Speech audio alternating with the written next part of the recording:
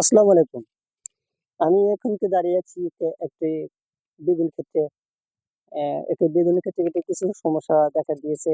এই সব সমস্যা সম্পর্কে আমরা আজকে আলাপ আলোচনা করব। তার আগে আমি জেনে নিই, যারা আমার ইউটিউব চ্যানেল থেকে এই ভিডিওটি দেখবেন তারা অবশ্যই সাবস্ক্রাইব করবেন, এবং যারা আ ফেসবুক থেকে এই ভিডিওটি দেখবেন তারা পেজটা ফলো দিয়ে পাশে থাকবেন। আশা করি আজকের যে বিষয়টা, সেই বিষয়টা হচ্ছে বেগুন গাছের পাতা হলুদ হয়ে যায় কেন? এটা বিভিন্ন কারণ থাকতে পারে বেগুনের পাতা হলুদ হয়ে যাওয়ার কারণ।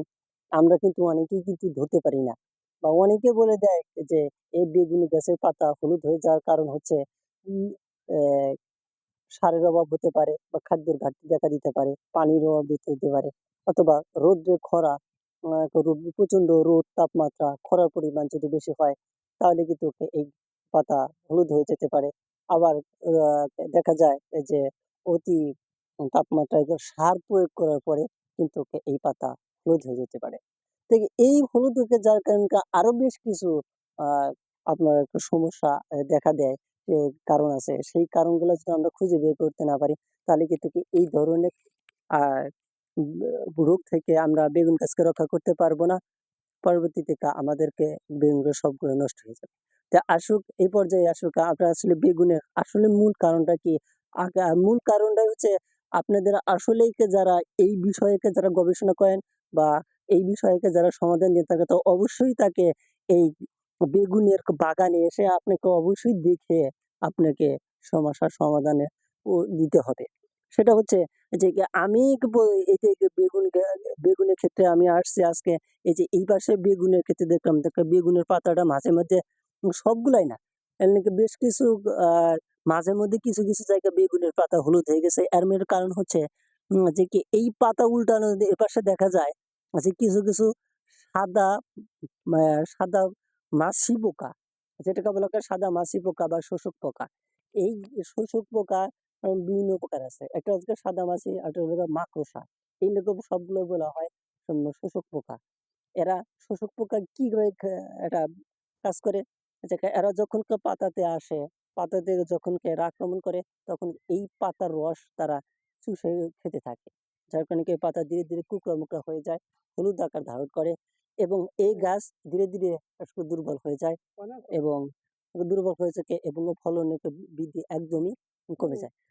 আজকে আমি এই বাগানে এসেছি, এইবার থেকে আপনারা কি প্রয়োগ করবেন যে এই পাতা হলুদ হয়ে যাওয়ার কারণে আপনারা কি পরিত্রাণ দিতে পারেন, বা এই কি প্রতিকার হিসাবে আপনারা কি ব্যবহার করতে পারেন?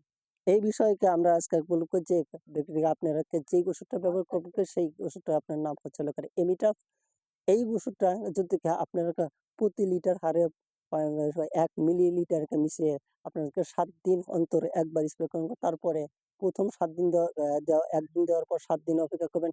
পরে আবার 7 দিন পরে যখন আপনি আবার স্প্রে করবেন, এইভাবে 2 বার 7 দিন অন্তর দেওয়ার পর তৃতীয়বারের ক্ষেত্রে আপনার 15 দিন অন্তর অন্তর যদি এই এমিটফ কীটনাশকটাকে আপনারা দিতে পারেন, তাহলে অবশ্যই এই পাতা কুঁকড়ানো, পাতার হলুদ হয়ে যাওয়া, বা শোষক পোকার আক্রমণ যাই থাকুক, এছাড়াও ছিদ্রকারী পোকা, ডগা ছিদ্রকারী পোকা থেকেও আপনারা এই কীটনাশকের মাধ্যমে আপনারা পরিত্রাণ পেতে পারেন।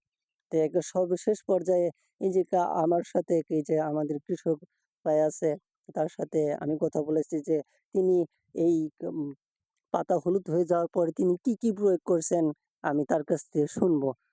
আসসালামু আলাইকুম। ওয়ালাইকুম আসসালাম। ভালো আছেন? আলহামদুলিল্লাহ লাগছে। আচ্ছা, এই যে পাতা যে হলুদ হয়ে গেছে, আপনি কি কি কি দিচ্ছেন এ পর্যন্ত? অ্যানিস্টিটপ দেওয়া হয়েছে, আর একটা পাতাটার নাম এমিটপ। অ্যানিটপ। আর কি সার সুর কি কিছু দিছেন? সার দিছি, কি সার দিছেন? ড্যাপ দিছি, ট্যাপ দিছেন, ফসফেট দেওয়া হয়েছে, ফসফেট দেওয়া হয়েছে, সালফার সালফার তোমার দস্তা দেওয়া হয়েছে, দস্তা দেওয়া হয়েছে।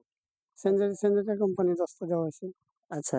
এই এ পর্যায়ে আপনি মানে কয়দিনের পর্যন্ত দিছেন? এ পর্যন্ত আপনি কোনো সমাধান পাচ্ছেন, যে মানে সমাধান হচ্ছে এই কিনা? তো আজ 4 দিনের দিছি।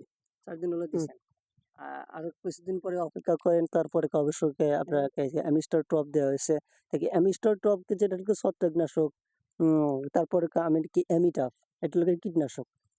এইটা আপনাকে এমিটাপটাই সবচেয়ে বেস্ট আমি মনে করি সাদা মাছি পোকা, মাকড়সা এগুলোকে সবগুলোকে বলা হয় শোষক পোকা। এই শোষক পোকার হাত থেকে রক্ষা পাওয়ার জন্য আপনারা অবশ্যই এমিটাপ এই কীটনাশকটা ব্যবহার করেন। বাজারে সবচেয়ে কম দামে এই ওষুধটা আপনারা পাবেন। থেকে এই ক্ষেত্রে আপনারা একটা সুন্দর একটা ভালো ফলন পেতে পারেন যদি আপনারা এই বিধি অনুযায়ী আপনারা প্রয়োগ করতে পারেন। তবে সেই ক্ষেত্রে আপনারা যারা কৃষকরা যারা আছেন অনেকেই কিন্তু আমরা জানি না কিভাবে কি করতে হবে। তে আপনারা অবশ্যই কৃষি কর্মকর্তা বা কৃষি কর্মকর্তা অথবা যারা আছে তাদের সাথে আপনারা পরামর্শ করে আপনারা কীটনাশক ওষুধ এবং যে কোনো সার আপনারা প্রয়োগ করবেন। তাহলে ইনশাল্লাহ অবশ্যই সঠিক মাত্রায় সঠিকভাবে প্রয়োগ করতে পারলে আপনি ভালো ফল পাবেন।